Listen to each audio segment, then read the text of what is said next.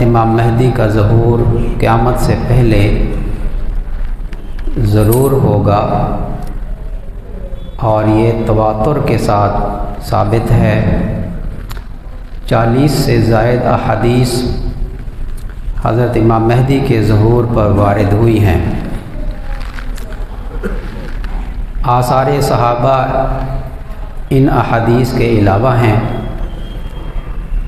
اور کچھ ضعیف احادیث بھی ہیں۔ کثیر تعداد میں احادیث مروی ہیں حضرت امام مہدی کے ظہور کے حوالے سے۔ اس لیے علماء فرماتے ہیں کہ جو حضرت امام مہدی کے ظہور کا انکار کرے وہ گمراہ ہے۔ قیامت سے پہلے ایسا ضرور ہوگا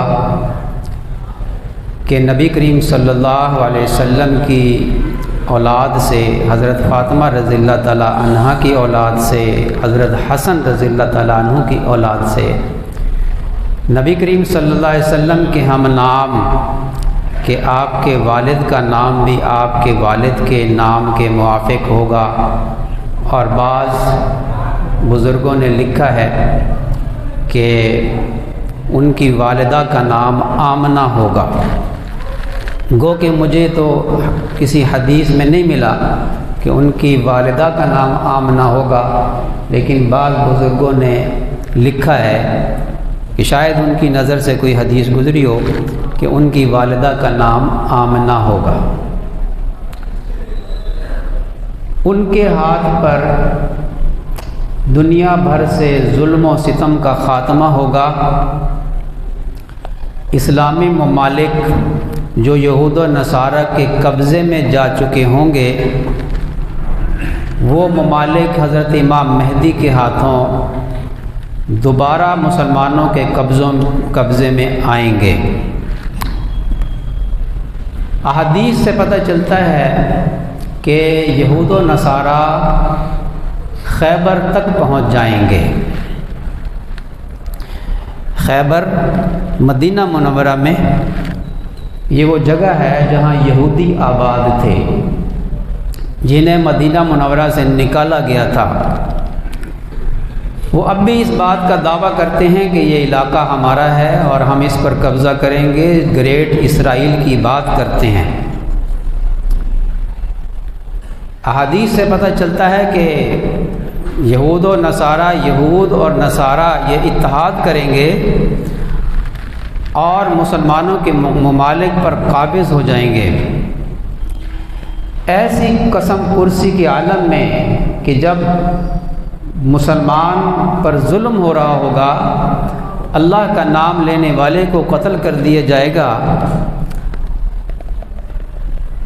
ایسی قسم پرسی کی حالت میں اللہ تعالیٰ حضرت امام مہدی کو ظاہر فرمائیں گے۔ میں نے ان کے قرب کی علامات پچھلے جمعے، اس سے پچھلے جمعے بیان کی تھی۔ کچھ علامات پوری ہو چکی۔ عراق پر پابندی لگے گی۔ عراق کو ایسے جیسے چمڑے کو کوٹا جاتا ہے، ایسے عراق کے اوپر ظلم و ستم ہوگا، اور یہ خلیج کی جنگ میں ہو چکا۔ اور اس میں فرمایا کہ دم کی جڑ سے چھوٹا ایک ملک کوت نامی یعنی کویت، اس کا سربراہ دور دراز کی بری حکومت کو اپنی مدد کے لیے بلا لے گا، اور تم اہل روم کے ساتھ صلح کرو گے اور عراق کے خلاف چڑھ دوڑو گے، اور عراق کو ایسے کوٹ دیا جائے گا کہ جیسے چمڑے کو کوٹا جاتا ہے۔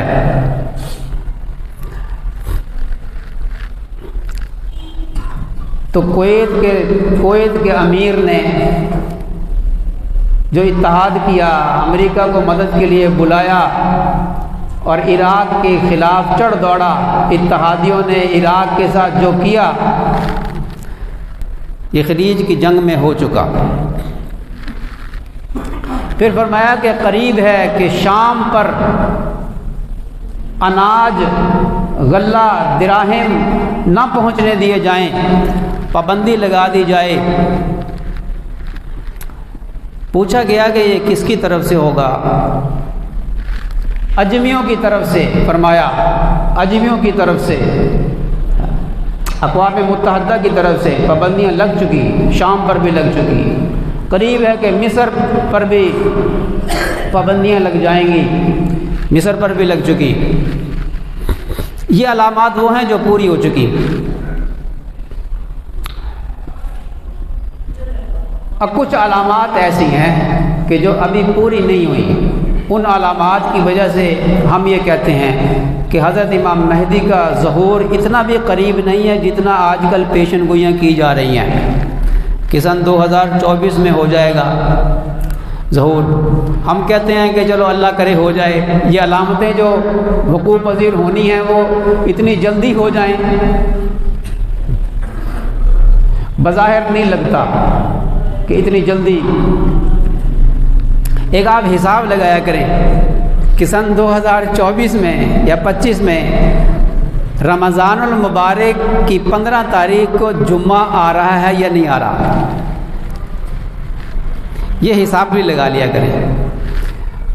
لیکن یہ ضروری نہیں کہ جمعہ ہر کچھ سال کے بعد، 5-7 سال کے بعد جمعہ 15 تاریخ کو آتا ہے۔ پھر سفیانی کا خروج، یہ علامات ابھی پوری نہیں ہوئی۔ دریائے فرات سے سونے کا پہاڑ ظاہر ہوگا اور اس پر جنگ ہوگی، اور اس جنگ میں 99% لوگ مارے جائیں گے، اور فرمایا کہ اس میں سے کچھ نہ لینا، اس کی طلب میں نہ نکلنا، نہ لڑنا، منع فرما دیا۔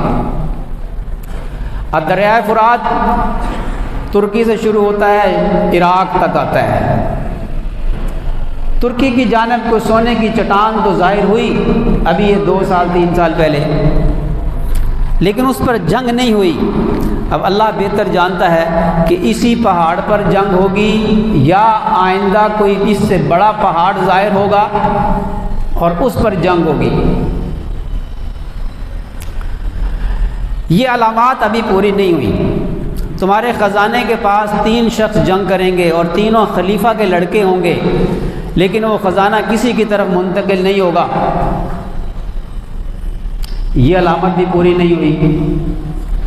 مشرق سے کالے جھنڈے نمودار ہوں گے اور وہ تم سے اس شدت کی جنگ کریں گے کہ ایسی جنگ کسی نے نہیں کی ہوگی۔ وہ 2 یا 3 مطالبے کریں گے، ان کے مطالبے جب قبول نہیں کیے جائیں گے تو جنگ کریں گے، اور ایسی جنگ کسی نے نہیں کی ہوگی۔ پھر تم ان کو حق دینے کے لیے آمادہ ہو جاؤ گے، وہ اس حق کو قبول نہیں کریں گے، یہاں تک کہ میرے اہل بیت سے ایک شخص کو جو آپ صلی اللہ علیہ وسلم کے ہم نام ہوگا اس کے حوالے امارت کر دیں گے۔ یہ علامتیں ابھی ہونی ہیں۔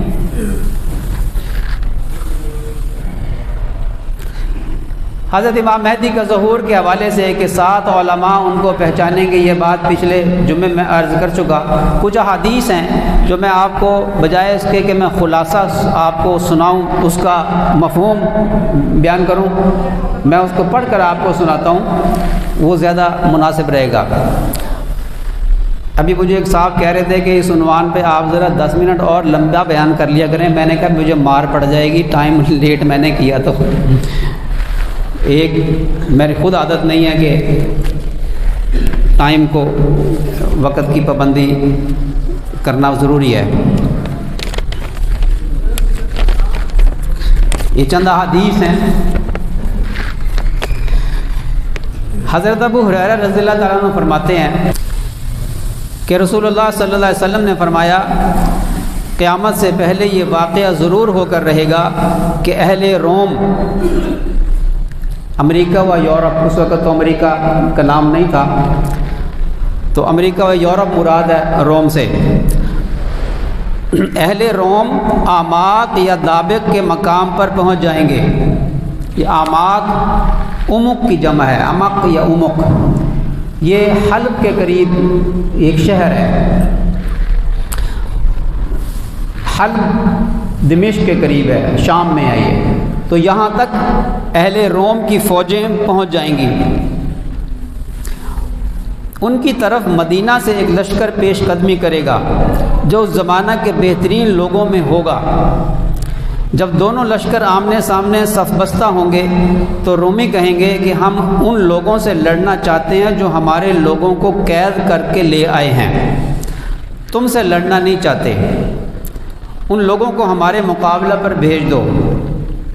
مسلمان کہیں گے کہ نہیں، واللہ نہیں، ہم ہرگز اپنے بھائیوں کو تمہارے حوالے نہیں کریں گے۔ اس پر وہ ان سے جنگ کریں گے۔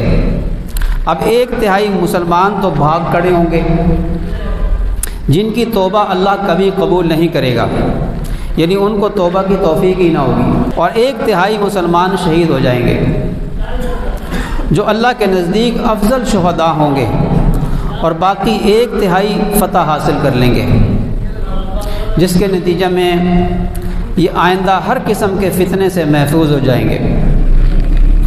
اس کے بعد جلد ہی یہ لوگ قسطنطنیہ کو فتح کر لیں گے۔ قسطنطنیہ استنبول، ترکی۔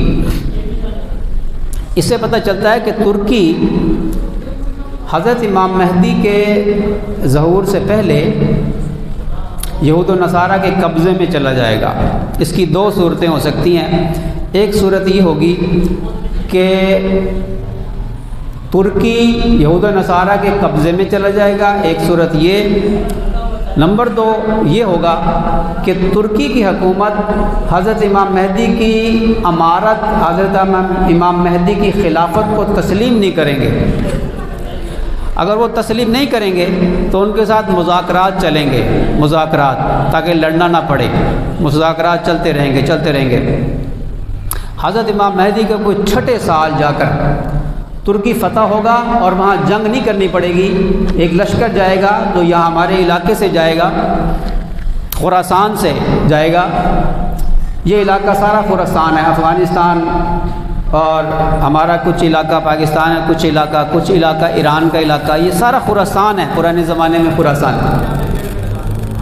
حضرت امام مہدی ایک لشکر بھیجیں گے، وہ لشکر وہاں جا کر نعرہ تکبیر بلند کرے گا، 2 نعرے لگائیں گے، ترکی فتح ہو جائے گا، جنگ نہیں کرنی پڑے گی۔ اللہ تعالیٰ رو بھی اتنا ڈال دے گا ان پر۔ تو فرمایا کہ یہ لوگ جلد ہی قسطنطنیہ کو فتح کر لیں گے اور اپنی تلواریں زیتون کے درخت پر لٹکا کر ابھی یہ لوگ مال غنیمت تقسیم ہی کر رہے ہوں گے کہ شیطان ان میں چیخ کر یہ آواز لگائے گا کہ مسیح دجال تمہارے پیچھے تمہارے گھر والوں میں گھس گیا ہے، تمہاری بستیوں میں گھس گیا ہے۔ یہ سنتے ہی یہ لشکر دجال کے مقابلے کے لیے ترکی سے روانہ ہو جائے گا، اور یہ خبر اگرچہ غلط ہوگی، لیکن جب یہ لوگ شام پہنچیں گے تو دجال واقعی نکل آئے گا۔ ابھی مسلمان جنگ کی تیاری اور صفیں سیدھی کرنے ہی میں مشغول ہوں گے کہ نماز فجر کی اقامت ہو جائے گی، اور فوراً ہی بعد عیسیٰ ابن مریم علیہ السلام نازل ہو جائیں گے۔ حضرت جب یہ دجال گھیرے میں لے گا نا حضرت امام مہدی اور ان کے لشکر کو، تو فجر کی نماز کا وقت ہوگا، رات کے وقت حضرت امام مہدی ترغیب دیں گے کہ صبح سویرے فجر کی نماز ذرا اول وقت میں پڑھ لیں اور دشمن پر ٹوٹ پڑیں۔ تو فجر کی نماز کے لیے حضرت امام مہدی مصلی پر آ چکے ہوں گے اور آپ کے لیے اقامت ہو رہی ہوگی، تو پیچھے سے آواز آئے گی کہ تمہارا فریاد رس آ گیا۔ لوگ مڑ کر دیکھیں گے تو حضرت عیسیٰ علیہ السلام ہوں گے، ان کی زلفیں، حضرت عیسیٰ علیہ السلام کی زلفیں تھیں، ابھی بھی زندہ آسمانوں میں ہیں، اور وہ غسل فرما رہے تھے، اللہ نے آسمانوں میں اٹھا لیا اسی حالت میں کہ جیسے غسل کے بعد پانی کے قطرے ٹپکتے ہیں بالوں سے، تو بالوں سے قطرے ٹپک رہے ہوں گے موتیوں کی طرح۔ تو حضرت امام مہدی پیچھے ہٹیں گے اور کہیں گے یا نبی اللہ آپ نماز پڑھائیے۔ حضرت عیسیٰ علیہ السلام حضرت امام مہدی کی کمر پہ ہاتھ رکھ کے آگے کر دیں گے اور فرمائیں گے کہ اقامت آپ کے لیے ہوئی ہے، آپ ہی اس کے حقدار ہیں۔ اللہ تعالیٰ نے اس امت کے بعضوں کو بعضوں پر امام و امیر بنایا ہے۔ چنانچہ وہ نماز حضرت امام مہدی پڑھائیں گے اور حضرت عیسیٰ علیہ السلام آپ کے پیچھے نماز ادا فرمائیں گے۔ یہ شان ہے اس امت کی، اور یہ شان ہے حضرت امام مہدی کی۔ حضرت عیسیٰ علیہ السلام کے بارے میں ایک بات آپ ذہن میں رکھیے، اس کا تعلق ایمان و یقین کے ساتھ ہے، اعتقاد کے ساتھ ہے۔ یہاں تھوڑا سا ایک نازک مسئلہ ہے، اس کو ذہن میں رکھیے۔ حضرت عیسیٰ علیہ السلام کے بارے میں بعض حضرات یہ کہتے ہیں کہ حضرت عیسیٰ علیہ السلام کی نبوت منسوخ ہو گئی اور ان کو نبی کریم صلی اللہ علیہ وسلم کا امتی بنا دیا گیا۔ دیکھیے یہ بہت خطرناک بات ہے۔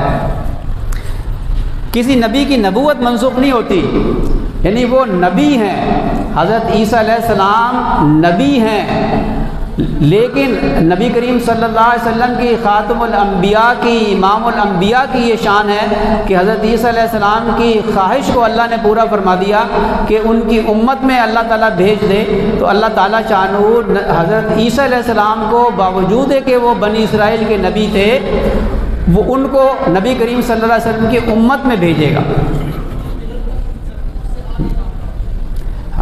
خاتم الانبیاء نبی کریم صلی اللہ علیہ وسلم ہیں، اور حضرت عیسیٰ علیہ السلام آئیں گے نبی کریم صلی اللہ علیہ وسلم کی شریعت کو فروغ دینے کے لیے، آپ کی شریعت کو نافذ کرنے کے لیے۔ شریعت حضرت عیسیٰ علیہ السلام کی نہیں چلے گی، تورات انجیل نہیں چلے گی، ان پر ایمان تو ہم لائے لیکن شریعت قرآن و سنت کی چلے گی۔ اس کو سمجھ لیں، اس لیے کبھی یہ بات نہیں کہنی چاہیے کہ حضرت عیسیٰ علیہ السلام کی نبوت ختم ہو گئی، معاذ اللہ۔